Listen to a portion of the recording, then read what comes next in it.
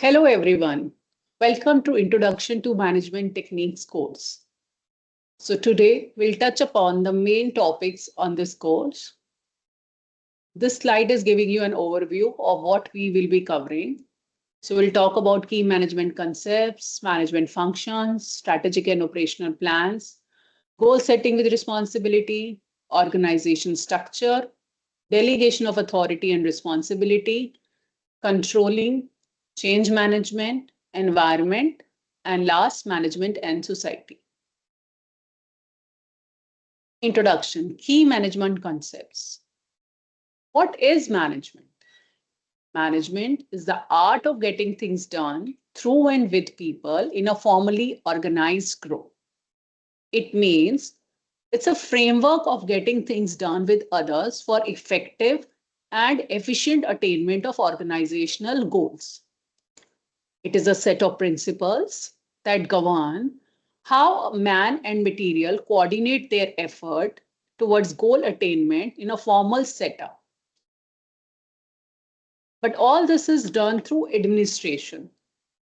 So the management of organizations' affair in terms of administration compasses planning, organizing, controlling the resources. And this all has to be done efficiently and effectively. So this is the time that we should learn about the difference between the two terms, efficiency and effectiveness. Efficiency is doing things right, that is achieving maximum output with minimum input. Whereas effectiveness is about doing the right thing to achieve goals on time. For example, if the employees are able to give maximum output in terms of, let's say, the production with minimum input, minimum raw material, time, and effort, then we'll say they have efficiently performed. However, on the other hand, if employees have been able to do their assigned tasks within the deadline, then we'll say they have effectively performed. Now let's discuss about core management functions. So management is about 5 core functions, that is planning, organizing, staffing, directing, and controlling. Planning is all about deciding in advance what to do, when to do, how to do, and who to do it. It basically bridges the gap from where we are to where we want to go. Organizing is about arranging resources so that plans can be implemented effectively. Staffing is all about managing people to ensure that the right person is doing the right kind of job. Directing is guiding and motivating employees to achieve goals. And last comes the controlling. Controlling is about monitoring the performance to measure that goals are met as planned. Let's have a detailed understanding of what is the first function of management, that is planning. As I just mentioned, planning is deciding in advance what to do, when to do, how to do, and who to do it.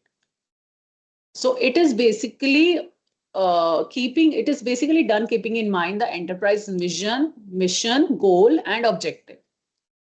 It is an act of thinking in advance to know what we need to do in the future in order to fulfill the business objective. So planning is done at 2 levels. If it's done at corporate level, it is termed as strategic planning. If it is done at a functional level, it is called as operational planning. Let's look at the difference between strategic planning and operational planning. So strategic planning involves strategies to be used at an organizational level to meet the vision, mission, and objectives of the organization. Whereas operational plans involve determining a plan that requires to be carried out at functional level, where strategic plan is about carrying a long term and it's done by the higher management. Operational plans are carried out for short term and are being done by devised by mid-level management. With regard to scope, strategic plans have a greater scope as it covers the whole of the organizations, Whereas operational planning is done for a specific business and is narrow in scope. Okay, the very crucial element of planning is goal setting, and that too with responsibility. What are goals? Goals are the first step towards planning. Setting reasonable goals paves the way for success. So goal setting process is a process of identifying SMART goals. SMART stands for specific, measurable, attainable, relevant, and timely. So specific is when we are planning effectively with specific targets in mind. Measurable means we should be able to track the performance and reevaluate along the way. Attainable is setting realistic goals that are challenging but achievable. Relevant is about ensuring that the goal serves a relevant purpose. Timely, a specific deadline to monitor the progress and reevaluation should be set. Let's understand this with the help of an example. Let's say you have to increase the monthly sales by 15% within the next quarter. Now, how can we put this statement into SMART goals?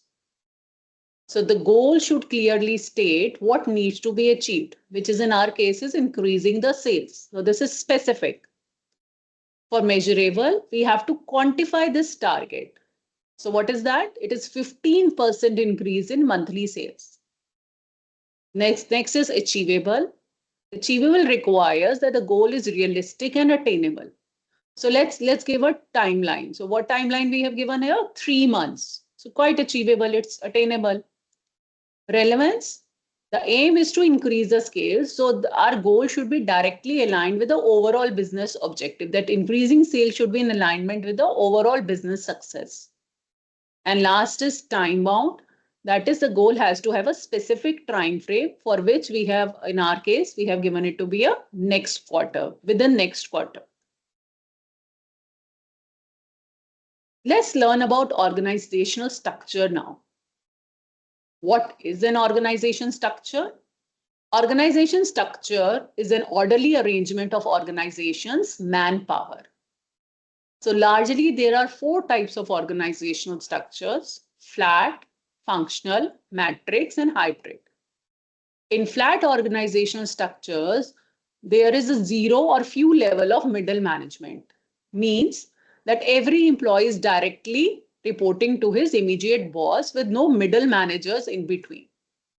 In functional structure, the employees are grouped on the basis of their specific skill and knowledge into different functions like marketing, HR, finance, operations, etc. So they will be reporting to their functional head.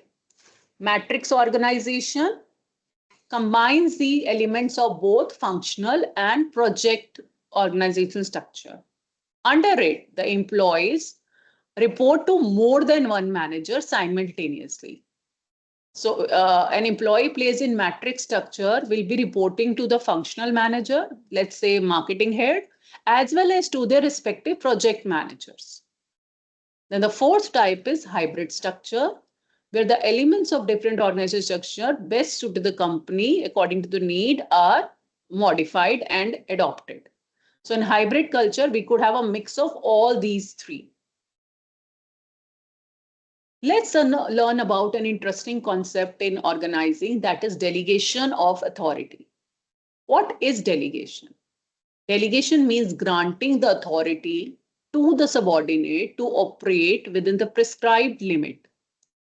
The manager who delegates authority holds his subordinate responsible for proper performance of the assigned task. So there are 3 elements to delegation: authority, responsibility, and accountability.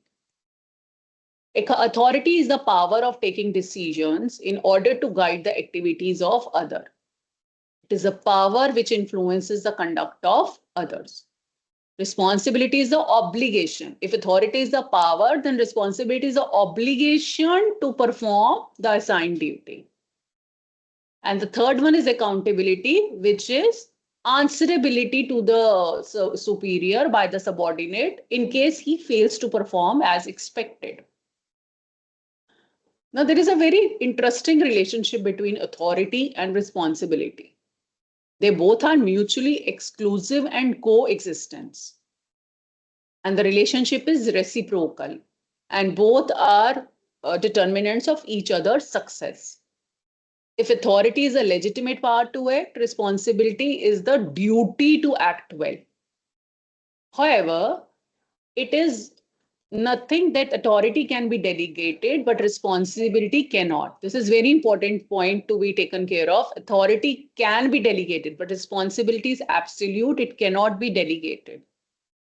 The ideal scene is to achieve parity between the authority and responsibility.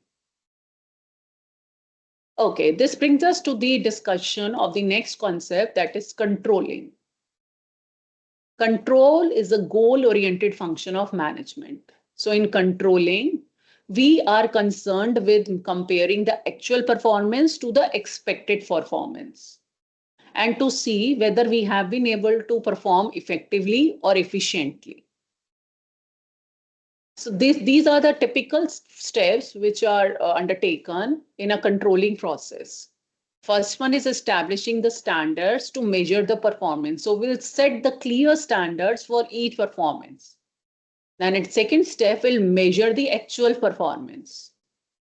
Then third step will compare the actual performance with the standards which were set beforehand.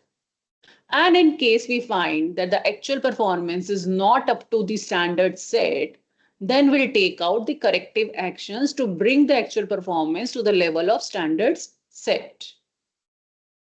Okay, let me give you, explain it to you with the help of an example where we'll discuss about feed forward and feedback, difference between feed forward and feedbacks. Let's say Nora is giving her first presentation and her boss, Katie, messages to her afterwards. Now, Nora was supposed to give her first presentation. She has already done that. And now her boss, Katie, has messaged her afterwards. So what is Katie saying? Katie is saying, hey, Nora, I wanted to share some thoughts with you about your first sales pitch. It wasn't bad, but you should have worked on your confidence. You were a bit insecure. You should have double checked your presentation points. I noticed you gave our client wrong information about our customer satisfaction score. So can you make a guess that what sort of a feedback providing mechanism it is? Yes, exactly. It is a feedback because the performance is evaluated once it is done, and then the idea about it or the views about it is shared by the boss to the new presenter. So this is a perfect example of feedback. Now let's look at an example of feed forward. Let's say same scenario, Nora is getting ready to pitch a sales presentation to a potential client next Monday. So in this case, instead of Katie giving her a feedback, she's providing her the important pointers before her presentation. So she says that my suggestion is we do a mock presentation with Gary, who is highly experienced with clients. During the mock-up, you can ask any questions you have. We'll give you some pointers on the client's attention. I have some tips for managing anxiety. Don't worry, we are all in this together. So in this sort of a message, Katie is beforehand preparing the Nora for her upcoming presentation and giving her the pointers. This is an example of feed forward. Now you tell me that in a management scenario, which is tend to be more effective? Is it the feedback, which focuses on the past, or is it the feed forward, which focuses on the future? So these are few pointers about the difference between feedback and forward, where feedback is found to be static. Feed forward, it creates momentum for change. Feedback requires knowledge of what has happened, whereas feed forward is more solution oriented. Feedback can be taken personally if not given correctly, whereas with feedback, it generally involves suggestive means, so it is taken in a good spirit. Feed forward is more efficient and faster, whereas feedback tend to be time consuming. Feedback is associated with judgment, whereas feed forward implies a superiority of the judgment. I hope through this example, you have been able to get a clear understanding of what is feedback and feed forward. Next, let's discuss a very important model, that is Levin's three-step model of change. So Kurt Lewin gave this groundbreaking idea wherein through these three elements, he has tried to explain the change management process. So it talks about unfreezing, moving, and refreezing. Unfreezing is the stage which creates a sense of urgency for a change, and it prepares the organization for the transition. Moving stage involves implementing the desired change and providing support. And rephrasing stage involves stabilizing the change and ensuring that they become a part of organizational structure. Let's look at this with an example. Unfreezing stage. A hospital realizes that patient waiting time is too long. Its data show that this delays the risk patient safety. These delays, which are happening because of the long waiting time, they are putting their patient safety at stake. So management convinced the staff that a new scheduling software is urgently needed, which will automate the process. Then comes the moving stage. In moving stage, the hospital introduces the digital appointment booking and train the doctor and nurses on the new system. This stage involves implementing the desired change and providing support to the employees during the process. And last stage is about refreezing. So the hospital updates about it to all patients, stating that the appointment must be booked digitally. And as a result, the wait time reduces significantly. So this is an apt example of how unfreezing, moving, and refreezing takes place. Okay, now let me give you an overview about management environment. So management environment can be studied from 6 points of views: technical, we also call it technical, social, economic, political, legal, and global. Each have its own pros and cons. Technological environment focuses on innovation and automation's impact on business, whereas social environment is all about cultural values and consumer preferences. Economic environment focuses on macroeconomic factors which affect the business, and